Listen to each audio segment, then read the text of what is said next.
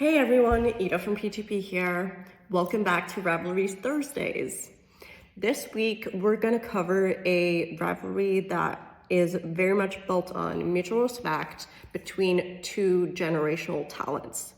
And those two talents are Sebastian Vettel and Lewis Hamilton. While we haven't covered Seb on the podcast just yet, we'll do so next month. Just know that he was mainly known for winning 4 back-to-back championships with Red Bull Racing in 2010 to 2013.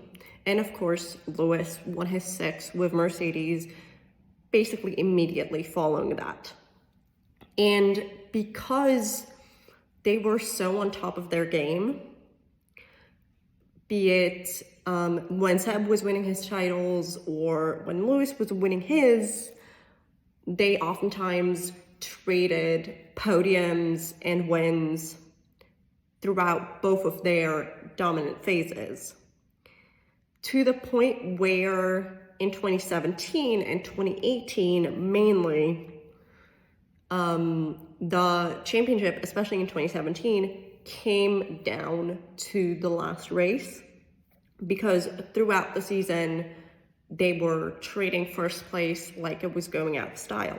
And you and I both know that if a championship comes down to the wire, A, the season was spicy, B, that race will be spicy because both or all the parties involved just want to win so badly.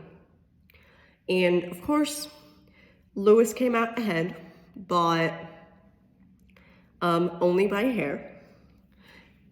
And then in 2018, while Lewis won the season with a few races to spare this time around, it was still a spicy season with Seb really trying to get Ferrari, the team who was at the time, that world championship, because they had been championship-less since 2007. 2007 was the last time they had a driver's champion. But anyway, while there was spiciness overall, there were no particular moments that stood out, except I want to say for one in 2019 in Canada, where Seb crossed the finish line first and Lewis second. However, because Seb got a penalty, it ended up being Lewis that won the race, and Seb, of course, was pissed about that to the point where when he drove into Parc Ferme, he parked his car basically at the entrance of Parc Ferme, came out of the car, and instead of just walking away, he actually went and grabbed the board, the number 1 board that was in front of Lewis's car, and dragged it into his empty spot and dragged the number 2 board that was in the empty spot to Lewis's car, because he was like, this is wrong, the FIA screwed up, etc.